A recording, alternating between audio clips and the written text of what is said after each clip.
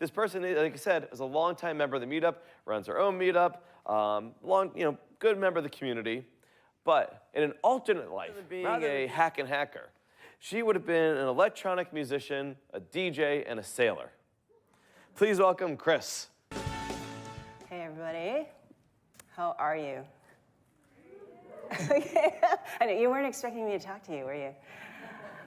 Well, my name is Chrys Wu, and like Jared said, I've been a member of this community, gosh, since like 2009-ish.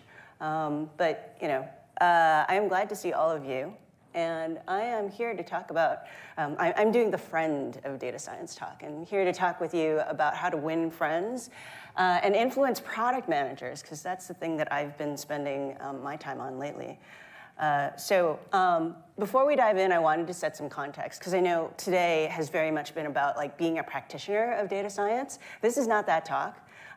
This is a talk that's kind of like data science proximate.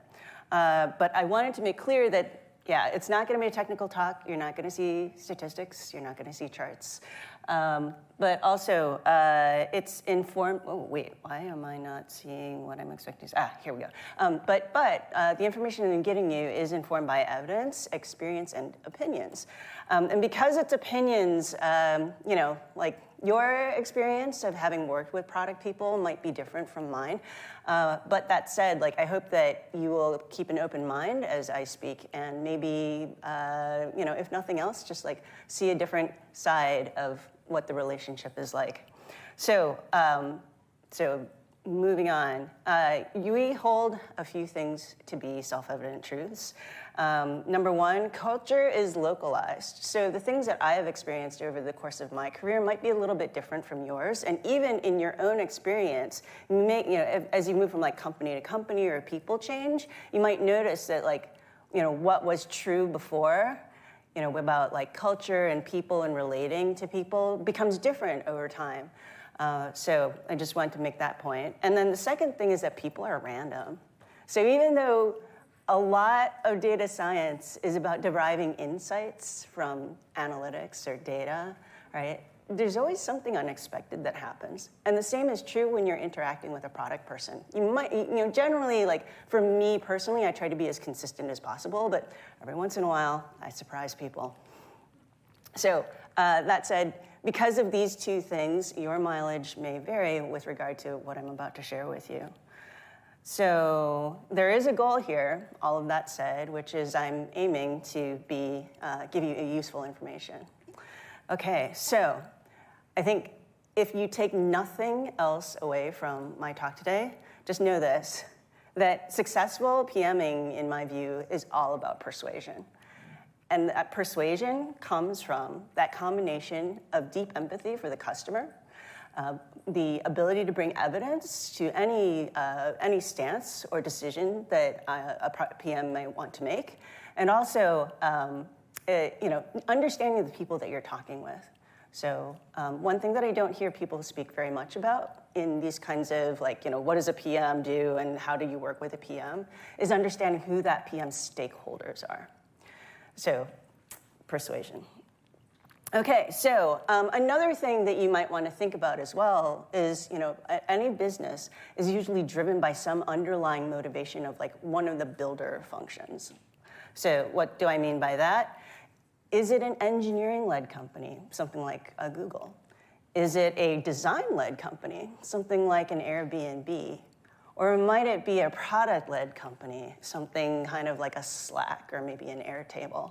If you know what this is and you and your PM see eye to eye, you are on your way to forming a very powerful alliance together.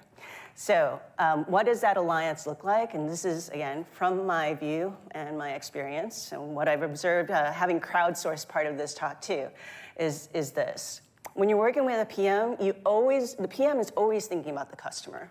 Right? And if you're working with other people in the business, they might be too, but as a PM, your responsibility is to think about the customer. But you're also going to be thinking about the business. So things like, how do we increase adoption and growth and retention and then expansion? These are some of the factors that all of the thinking revolves around. And if you can assist in any of these ways, again, strong alliance, and you can start to influence too. Another thing that PMs are very responsible for is evidence-based decision making. Now, that evidence can come in numbers, but it can also come through like qualitative feedback too. And if you work on that, particularly now with so many tools that are doing sentiment analysis and topic extraction and just kind of like trying, that ability to synthesize information, these are very, very powerful tools that you have in your toolkit that you can use to partner with your product manager. You also want to the product manager is also responsible for prioritization in most companies.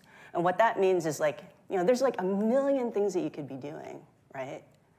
There's a million ways to be thinking about how do you get that adoption, that growth, that retention, that expansion. But ultimately, the PM has a responsibility to make sure that the cross-functional team that works with them is being applied well in a way that delivers value to the business. And that means you have to make trade-offs and you have to prioritize. And again, your insights can help with that. And finally, the last thing that I would say here is that you want to be, developing lots of tests or testing of hypotheses. You want to be able to predict the future. And finally, you want to back all of those decisions with evidence. Does this make sense so far? And does this seem familiar? If it's new, we're going to keep going. So another thing that I want to share with you is that because all of this really comes down to people, you want to be speaking the same language as your product partner. Oops, sorry. So, okay. So everything that I have to share here, we'll just kind of talk it through. So you want to be defining some of the terms some of the terms that the two of you are going to be using, and also start to figure out what those factors within those terms are. So those include, hang on. Safety blanket. So those include, why can't I find this? Yeah. All right, so those include the terms like impact. And impact, at least in what I'm seeing right now, everybody's talking about impact, right? But what is that formula? And what is it that's important and what goes into figuring out that formula for impact? You want to be also talking about success, right? Everybody has a different definition of success. And everything that you do together, you want to be thinking about what that definition is and what goes into it. And then you can start to help build, or you can start build those models and build new models too. If you are seeing something and you understand what's on the PM's mind, who the stakeholders are, and how these things are defined, you can start to influence the roadmap. And the last thing that comes up a lot, but you have to find, how do I put this? You have to find a friendly way to ask this question. It's how do we know? If we have any sorts of evidence or rationale that existed before you started partnering with your product partner, you're going to want to know what that is and figure out how did we know? Because things change. People are random, situations change. All right. So you want to get on the same page. How many of you have asked this question of okay, so can you show me your roadmap or your mind map? Okay, yeah. When you're working with a product partner, always ask for this. And if they don't have one, that's okay. That's okay. Just have them talk it through with you. And if you can, start to draw it out together.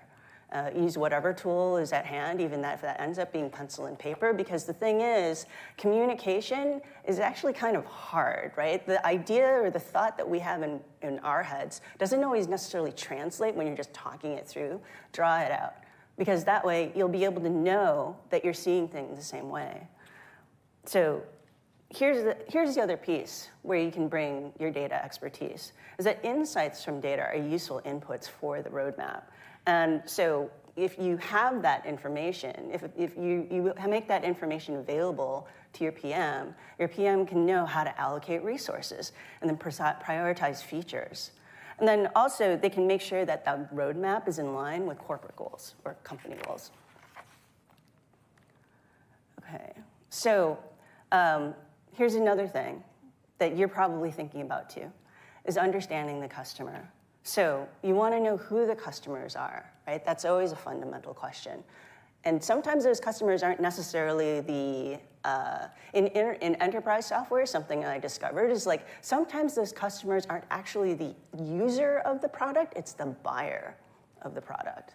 And I don't know if you have any thoughts about like how you discover what the buyer is interested in, or how but you might be able to figure out how they're using your product. And if you can bring those insights to the product discussion, again, you can start to help reshape and influence the roadmap, and also how the business moves forward. You want to do things like bucketing and segmentation. You also want to, for those of you who work in the world of words, right, you also want to, like, user feedback is really, really useful. And again, it's that thing of like, what do people tell you that they want? You can pair that with how are people actually behaving or trying to behave.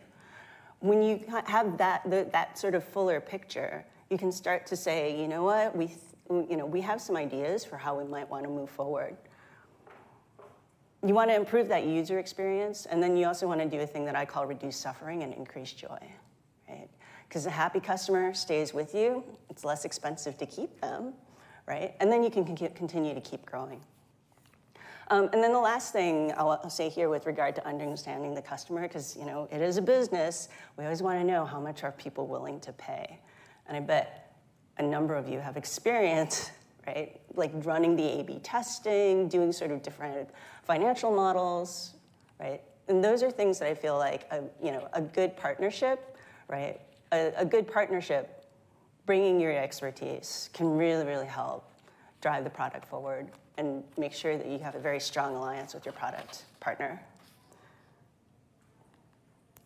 Okay, so let's move on. Another aspect with regard to working with a product person is like the product people, they might not say these words, a performance evaluation. I find sometimes the conversations end up being a lot of like questions about like, what are people doing, right? What are the users doing and how many of them are doing it? All of these like user engagement metrics, right, become very, very important fundamental things that you can help bring as information as your product person and your product partner is thinking about like, okay, I'm trying to increase adoption, growth, retention, and expansion. So who's using our thing, right? And what are they doing with it? How often and how long? They're going to be also looking for things like conversion rates. So are people doing what we want them to do? And if not, maybe there's an opportunity to improve the features, improve the experience, or maybe sort of change things up within the product itself. And then there's also customer satisfaction. How many of you work on like the customer satisfaction side of? Okay, I see a couple of hands. Yeah. Customer satisfaction is like an interesting, really interesting space. And I think for those of you that dive into it and think about, again, that combination of utility and feelings, this becomes really useful. Yeah, and it's useful in a few different ways because you want to be tracking that information all of the time. All right. So let's take a look into the future. So when it comes to looking into the future, one of the things that I find really fascinating about what working with data experts is like predictive analytics, right? So you want to do things like estimate customer demand. You might want to also think about like potential growth opportunities, and you also want to do like optimizing resource allocation. So if you think about how you can look forward and push into the future, how you want to optimize like the resources that you have at hand, like all of these things are within your control. And if you partner well with your product, counterpart, right? Again, this is how you too can start to influence the product. So there's other aspects of looking into the future that you might want to think about and bring to the table too, which is competitor analysis. So there are businesses that take the stance that it doesn't matter what our competitor's doing, we just focus on the customer and that's how we move forward.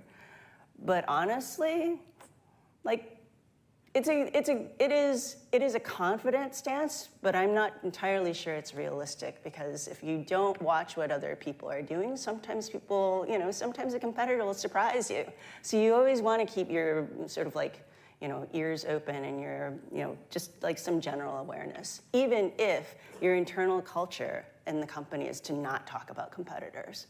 You still want to know. So in doing competitor analysis, you can do things like research customer preferences or consumer preferences and market trends, as well as competitor products. You also might want to, and knowing what this is can help you better position your products, either to compete head-to-head, or do something that you know to be a need but hasn't been addressed in the market before. And then, in the end, you want to set yourself apart from the competition, but do it in a way that serves the customer as well, either the customers that you have or the customers that you're trying to acquire. So, with that, this is one of these. This is kind of as I was thinking about how to write this talk, there's like a bunch of different things I was thinking about, and I didn't want to take up too much time. So I'm just going to wrap it up here and say, you know what? There's what drives final decision making. It's really about winning hearts and minds, and you can do that with data. So if you have any other questions, please feel free to see me after the conference or during the break.